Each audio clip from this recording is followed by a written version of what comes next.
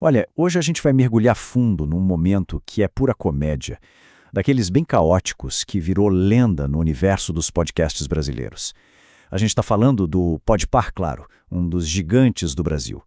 E, mais especificamente, daquele momento mágico. Sabe?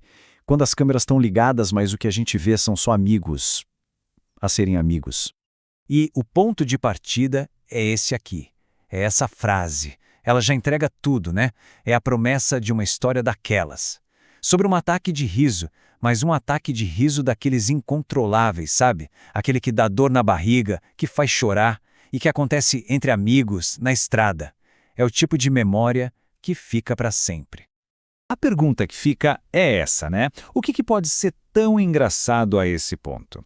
Bem, para a gente entender de onde veio essa crise de riso, a gente precisa ir na fonte. E a fonte é um clipe do programa Rango Brabo. E o convidado? Ninguém mais, ninguém menos que o inconfundível Manuel Gomes. Então, vamos lá. Vamos dissecar o momento que começou tudo isso. A coisa foi tão, mas tão absurdamente engraçada que eles decidiram guardar o segundo episódio do programa como se fosse um tesouro, sabe? Tipo, uma recompensa, algo para ser visto depois, com calma, para saborear o momento. E o mais legal é que isso não foi nada combinado. Foi um momento totalmente espontâneo. Imagina a cena. Eles estão lá, na van de turnê, viajando entre uma cidade e outra, e do nada descobrem esse clipe. É aquela magia do improviso, não é? Coisa que só a vida na estrada consegue criar. Ok, agora a gente vai começar a descascar essa piada, porque a genialidade dela está justamente nisso. Ela tem várias camadas. Começa com uma coisa até que simples, uns erros de pronúncia, mas vai evoluindo, evoluindo, até chegar numa comédia física, numa coisa corporal, tão sutil que de primeira passa batido.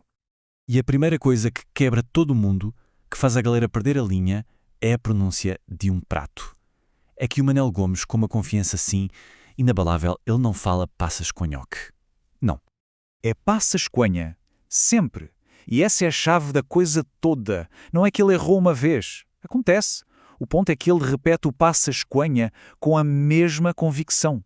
Todas as vezes. Virou a marca registrada dele, praticamente. Mas não para por aí, claro que não. Começam a surgir outras pérolas, tipo ele falando moringo em vez de morango. E cada um desses erros começa a criar uma espécie de dialeto secreto entre eles, sabe?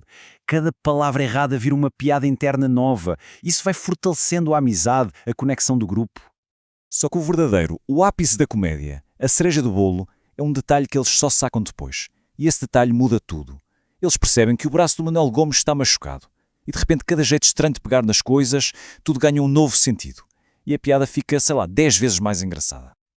Olha, esse momento com o Manuel Gomes é só uma pequena janela, tá? Uma espiada num universo de figuras, assim, surreais com quem eles convivem. E que o universo viu.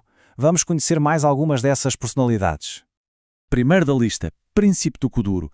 Cara, esse é uma figura tão carismático, tão imprevisível, que ele sozinho consegue juntar uma multidão online. É impressionante. E para ter uma ideia desse poder de atração, a participação dele no programa bateu a marca de 5 milhões de visualizações. 5 milhões? É gente para caramba. Um fenómeno, sem dúvida.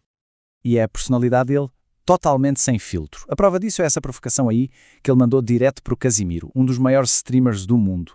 É isso, ele é pura autenticidade, fala o que pensa, sem papas na língua.